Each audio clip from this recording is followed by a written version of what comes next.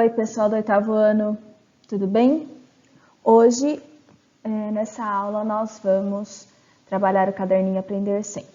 Eu não sei se vocês perceberam, mas nós estamos acompanhando o Centro de Mídias, tá?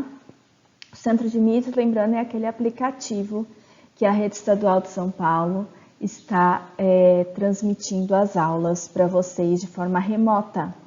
E nós estamos aqui para complementar e tirar dúvidas sobre essas aulas. Então, nós também vamos utilizar o Caderno Aprender Sempre.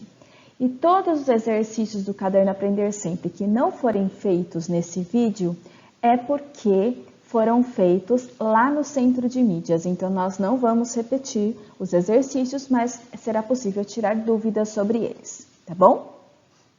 Então, os objetivos dessas aulas 1 e 2, que o tema é razão, foram os seguintes: calcular a razão entre duas grandezas de mesma natureza ou de naturezas distintas, compreender o conceito de razão entre duas grandezas, identificar o conceito de razão em situações-problema, resolver situações-problema que envolvam o conceito de razão e modelar essas situações-problema, tá?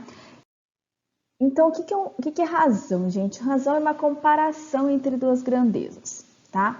Então, elas podem ser diferentes ou iguais. E a grandeza é tudo aquilo que pode ser medido. Então, a razão ela pode ser representada por uma fração ou uma divisão. Por exemplo, 1 está para 2, é a mesma coisa que 1 dividido por 2, que é 1/2, que ainda seria, por exemplo, 0,5, tá bom? Isso é uma razão. Na página 56 da Aprender Sempre, do oitavo ano, tem esse exercício aqui, tá? Para você completar com a razão. Lembrando que a razão é uma divisão, é uma fração, tá? O A, B e C já foi feito no Centro de Mídias, então eu vou fazer a letra D. A letra D está pedindo a razão entre 50 e 100. A razão entre 50 e 100 é 50 sobre 100. Simplificando é 1/2, porque 50 é metade de 100, que é também 0,5. Então, está aqui a razão entre 50 e 100. Ela pode ser representada dessas maneiras aqui, bom? A razão entre 9 e 81 é a mesma coisa, é 9 sobre 81, e nós fazemos as simplificações, dá um nome. Não precisa transformar em número com vírgula, porque na verdade vai dar um número bem quebrado, vai dar um número infinito, uma dízima periódica, então não precisa, tá bom? A razão entre 0,25 e 5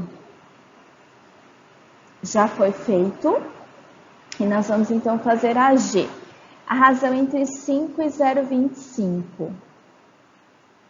Aqui tá errado, né, gente? Não tem acento nesse daqui, é E, tá? O E é aqui.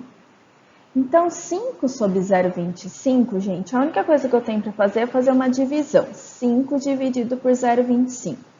Dividir por 0,25, porque 0,25 representa 1/4. É a mesma coisa que dividir por 1/4. Dividir por 1/4 é a mesma coisa que multiplicar por 4. Portanto, se você fizer a conta 5 dividido por 0,25, vai dar 20, que vai ser essa razão então, tá? E por último, a razão 1/3 e 2/7. Então, lembrando, eu vou ter que fazer 1/3 dividido por 2/7. Divisão de fração. Eu não sei se vocês se lembram, né, oitavo ano, mas nós fizemos isso ano passado, que tinha até uma musiquinha. Copia primeiro, dividir, vira vezes, inverte a segunda e faça a multiplicação. Então, olha lá. 1/3 dividido por 2/7, tá aqui repetindo, 1/3 dividido por 2/7 é a mesma coisa que copia a primeira, 1/3 dividido vira vezes e inverte a segunda. Então, aí faz a multiplicação normal. 1 vezes 7, 7. 3 vezes 2, 6. Então, a razão entre essas duas frações é essa fração aqui. Tá bom? Agora, a gente vai ver um pouco sobre proporção, que são as aulas 3 e 4. Ah, professora, eu ainda tenho dúvida das aulas 1 e 2 sobre razão. Vamos, então, depois conversar lá no chat, tá bom? Objetivos, então, das aulas 13 e 4. Compreender o conceito de proporção, identificar o conceito de proporção em situações problema, resolver situações problema que envolvam o conceito de proporção e modelar essas situações, né? Então, trabalhar bastante com elas. Então, proporção, pessoal, é uma comparação entre duas razões, né? Com grandezas iguais ou diferentes. Elas podem ser diretamente ou inversamente proporcionais. Há casos ainda que não são proporcionais. Utilizamos o conceito de frações equivalentes, faltam esse aqui, para facilitar essa classificação e cálculos. Muito bem, gente. Vocês já viram também no centro de mídias como que faz essa proporção. Para fazer uma proporção, nós podemos utilizar então a ideia de frações equivalentes, multiplicando ou dividindo em cima e embaixo o numerador e o denominador, ou ainda fazer o cálculo em cruz. Quando a gente faz o cálculo em cruz é mais simples e a gente também consegue então descobrir se é proporcional ou não. Se o cálculo em cruz der o mesmo resultado, então significa que são proporcionais. Se não der, é porque não são. Então, exemplo, para verificar se isso daqui é proporcional. Então, a gente tem duas maneiras para fazer. Ou o cálculo em cruz, ou então as frações equivalentes. Pelo cálculo em cruz, ficaria assim, ó. 2 vezes 21 dá 42. Só que 3 vezes 12 dá 36. Então, já que não deu o mesmo resultado, não são proporcionais. Por frações equivalentes, eu coloquei aqui. Para ser proporcional, 2 para virar 12, eu fiz vezes 6. Então, embaixo, eu também deveria fazer vezes 6. 3 vezes 6, 18. Então, se embaixo fosse 18, seria proporcional, mas não é, é 21. Portanto, então, não formam uma proporção. Bom? Outro exemplo. Professora, por que você pulou alguns? Lembrando, já foram feitos no centro de mídias, ok? Exemplos, então, aqui. O 2,45, 8 e 1,5. Vamos fazer a multiplicação. 2,4 vezes 5 dá 12 e 8 vezes 1,5 também dá 12. Portanto, temos aqui que são proporcionais, formam uma proporção. Bom? Verifique em cada item se as razões formam ou não uma proporção, completando com igual e diferente. Então, se formar uma proporção, você vai colocar o igual. Se não formar, você vai colocar um diferente. Então, eu vou fazer aqui das duas maneiras de novo para vocês entenderem, tá? Então, 9 para virar 3, eu dividi por 3. Então, 12 dividido por 3, 4. Deu certo. Ou fazendo a multiplicação. 9 vezes 4, 36. 12 vezes 3, 36 também. Então, aqui você vai pôr o sinal de igual. Esse, 5 vezes 15 é 75 e 3 vezes 25 também é 75. Então, você também vai colocar o sinal de igual. Se você não verificou dessa maneira, pode ser por frações equivalentes. 3 vezes 5, 15. 5 vezes 5, 25. Então, os dois eu multipliquei por 5. Valeu. Põe o sinalzinho de igual, tá bom? Agora, nesse daqui. 7 para virar 14 é vezes 2.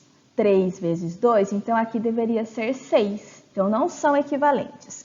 Vamos verificar também no caso da multiplicação em cruz. 7 vezes 12, vamos ver, 70, 94.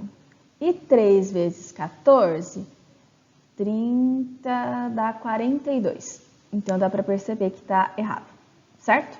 Então, esses são diferentes, não são proporcionais. 10 vezes 5, 50.